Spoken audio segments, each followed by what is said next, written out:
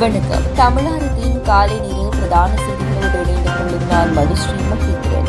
விரிவான செய்திகளுக்கு செல்லும் முன்பதாக முதலில் தலைப்புச் செய்திகள். பட்டதாரிகளுக்கு அரசாங்க தொழில் வாய்ப்பு வழங்குவதாக நாம் கூறவில்லை. பரீட்சை விடைத்தாளை முன்கூட்டியே பெற்றதால் காத்தாங்குடி பரீட்சை மண்டபத்தில் குளறுபடி. 2009 தமிழ் தேசிய தலைவர் தன் குடும்பத்துடன் உலகிற்கு வழங்கிய வரலாற்று செய்தி. இலங்கை உட்பட பல நாடுகளுக்கு இலவச விசா காலத்தை குறைக்கும் வெளிநாடு. இலங்கைக்கு மோடி போகக்கூடாது, மாநிலங்களவையில் ஒலித்த கோஷம். செயலாளராக பணியாற்றிய பெண்ணிடம் பாலியல் சீண்டல், சிக்கிய முக்கிய அதிகாரி. அனுரவின் முடிவுகளால் வெகு விரைவில் கதிகலங்க போகும் தென்னிலங்கை. நியூ ரங்கராஸ் தங்க சுரங்கம், Markham and Steeles, 6055 Steeles avenue east, C102. தொடர்பென விரிவான செய்திகள். பட்டதாரிகளுக்கு அரசாங்க தொழில் வாய்ப்பு வழங்குவதாக தாம் கூறவில்லை என கைத்தொழில் பிரதி அமைச்சர் சத்துரங்க அபேசிங்க தெரிவித்துள்ளார். பட்டதாரிகளுக்கு அரசாங்க தொழில்கள் வழங்குவதாக உறுதிமொழி வழங்கியதில்லை என அவர் குறிப்பிட்டுள்ளார். சுமார் 23,000 பேருக்கு மட்டுமே அரசாங்க தொழில் வாய்ப்புகளை வழங்க முடியும் என அவர் தெரிவித்துள்ளார். அரசாங்க முயற்சியாண்மைகளுக்காக இந்த ஆண்டில் பெருந்தொகை நிதி ஒதுக்கீடு செய்யப்பட்டுள்ளதாக குறிப்பிட்டுள்ளார். தனியார் துறை தொழிற்சந்தைக்கு பொருந்தக்கூடிய வகையில் நபர்களுக்கு பயிற்சி வழங்கப்படும் என அவர் தெரிவித்துள்ளார். அரசாங்க தொழில் வாய்ப்புகளை தொடர்ந்து வழங்கப்பட முடியாது எனவும் கடந்த அரசாங்கம் தொழில் வாய்ப்புகளை அதிகளவில் வழங்கியதனால் வெற்றிடங்கள் இல்லை என அவர் தெரிவித்துள்ளார். இலங்கை ரூபவாகினி கூட்டுத்தாபன நிகழ்வு ஒன்றில் பங்கேற்ற போது அவர் இந்த விடயத்தை தெரிவித்துள்ளார். சாதாரணதர பரீட்சை நடைபெற்று வரும் நிலையில் மட்டக்களப்பு காத்தான்குடியில் தமிழ் இலக்கிய பகுதி பாட வினாத்தாளுக்கு வழங்கப்பட்ட நேரம் முடிவடைய 1.5 மணி நேரத்துக்கு மேல் இருந்தும் விடைத்தாள்கள் மாணவர்களிடமிருந்து பெறப்பட்டுள்ளது. இதனால் மண்டப இலக்கம் ஒன்றில் பரீட்சைக்கு தோற்றிய 150 மாணவர்கள் பாதிக்கப்பட்டுள்ளதாக தெரிவிக்கப்பட்டுள்ளது. காத்தான்குடி மத்திய கல்லூரியில் 2024 கல்வியாண்டுக்கான கல்வி பொதுத்தராதர சாதனதர பரீட்சையில் நேற்று முன்தினம் தமிழ் பாட பரீட்சை எழுதிய மாணவர்களுக்கு பரீட்சை மண்டபத்தில் அநீதி இழைக்கப்பட்டுள்ளது. வினாத்தாட்களுக்கு வழங்கப்பட்ட நேரத்தை மட்டுப்படுத்தி 1 மணித்தியாலமும் 40 நிமிடங்கள் கால அவகாசம் இருந்தும் அவை மறுக்கப்பட்டு வினாத்தாள்களை பரீட்சை மண்டபத்தில் கடமையாற்றிய மேற்பார்வையாளர்களால் பெறப்பட்டுள்ளது. இதனால் மாணவர்கள் முழுமையாக பரீட்சை வினாக்களுக்கு விடையளிக்க தவறியுள்ளதுடன் மன உளைச்சலுக்கு உள்ளாகியுள்ளதாக தெரிவிக்கப்படுகிறது. இந்த சம்பவம் காத்தான்குடி மத்திய கல்லூரியில் 2 பரீட்சை மண்டபங்களில் பரீட்சைகள் நடைபெற்ற போதிலும் ஒரு மண்டபத்திலே இவ்வாறு அநீதி இழைக்கப்பட்டுள்ளது.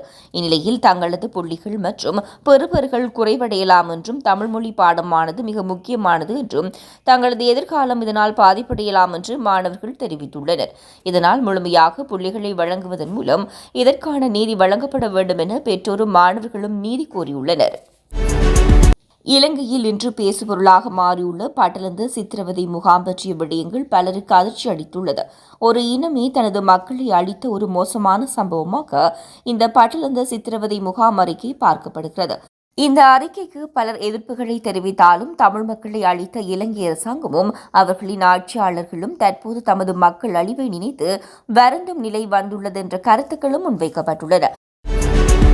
தாய்லாந்தில் விசா இல்லாமல் தங்கும் காலம் இலங்கை உட்பட பல நாட்களுக்கு 60 நாட்களிலிருந்து 30 நாட்களாக குறைக்கப்பட உள்ளதாக வெளிநாட்டு ஊடகம் ஒன்று செய்தி வெளியிட்டுள்ளது. தாய்லாந்தின் விசா இல்லாமல் தங்கும் காலம் இலங்கை உட்பட பல நாடுகளுக்கு 60 நாட்களிலிருந்து 30 நாட்களாக குறைக்கப்பட உள்ளதாக வெளிநாட்டு ஊடகம் ஒன்று செய்தி வெளியிட்டுள்ளது. தாய்லாந்தின் சுற்றுலா மற்றும் விளையாட்டு அமைச்சகத்தின்படி விசா விலக்கு திட்டத்தை சட்டவிரோத வணிகங்கள் பயன்படுத்திக் கொள்ளும் அபாயத்தை கட்டுப்படுத்த இந்த முடிவு எடுக்கப்பட்டுள்ளதாக தெரிவிக்கப்படுகிறது. இலங்கை கடற்படை இந்திய மீனவர்கள் மீது தொடர் தாக்குதல்களை நடத்தி வரும் நிலையில் பிரதமர் நரேந்திர மோடி அந்த நாட்டுக்கு செல்லக்கூடாது என மாநிலங்களவையில் வைகோ வலியுறுத்தியுள்ளார்.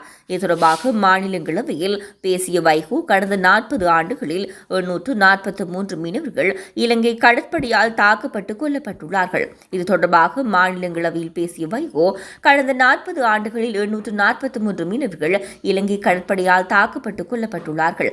ஜனவரி 25 அன்று 3 படகுகளில் ராமேஸ்வரத்திலிருந்து மீன்பிடிக்கச் சென்ற 34 மீனவர்களை இலங்கை கடற்படை கைது செய்தது. எல்லை தாண்டி மீன்பிடித்ததாக அவர்கள் மீது வழக்கு பதிவு செய்யப்பட்டு யாழ்ப்பாணம் சிறையில் அவர்கள் அடைக்கப்பட்டுள்ளனர். பின்னர் அவர்கள் கிளிநொச்சி நீதிமன்றில் ஆஜர்படுத்தப்பட்டு லட்சக்கணக்கான ரூபாய் அபராதம் விதிக்கப்பட்டது.